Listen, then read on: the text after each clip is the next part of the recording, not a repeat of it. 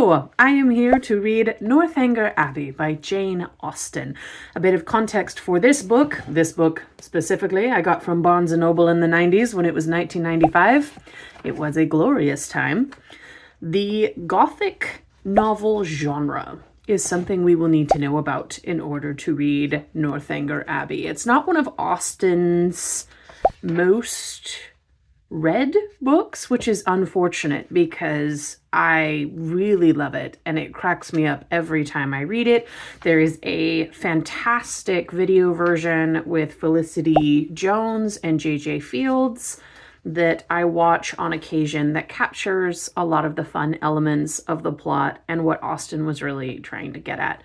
When I talk about Jane Austen, first of all, the older I get, the more she's just brilliant in the way that she paints non-standard characters. They're not just archetypes.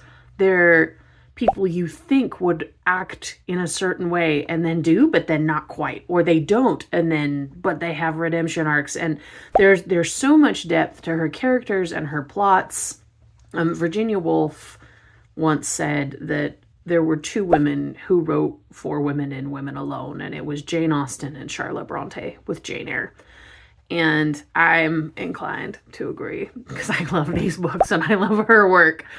The books that Jane Austen wrote, she had Pride and Prejudice and Sense and Sensibility and Persuasion, which are, I call them her attribute books.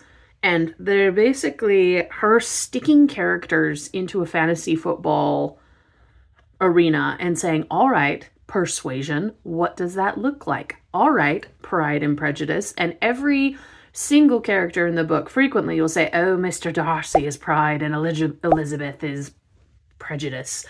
Or Eleanor is Sense and Marianne is Sensibility. And they're actually both. And there's incredible depth in her characters, as I said previously, that demonstrate both of these attributes and what is good sense and what is not probably is effective sense, what is good sensibility, what is less effective sensibility. I'm watching the 2008 Sense and Sensibility right now for date night, and it's fantastic. It's really great. Then we have Northanger Abbey and Mansfield Park and Emma. Emma is the only book named after a person, which it's a tome. And it is quite an explication of what it means to be a person. I call these other three her being books because so Mansfield Park and Northanger Abbey are both locations, and it's about what happens in those locations. Emma is actually, this might sound odd, she's a person, but the way the book is written, she's kind of a location. She's a neighborhood. She's what does it mean to live in a rural neighborhood, to live in this area? And it's through the viewpoint of this main character. So I do put her in the being books area. So Northanger Abbey was Jane Austen's attempt to write a book, which I say attempt very grandly as if she didn't succeed. She nailed it. She was trying to write a Gothic novel, which had started a couple centuries earlier, not like a ton of centuries earlier, but a couple before.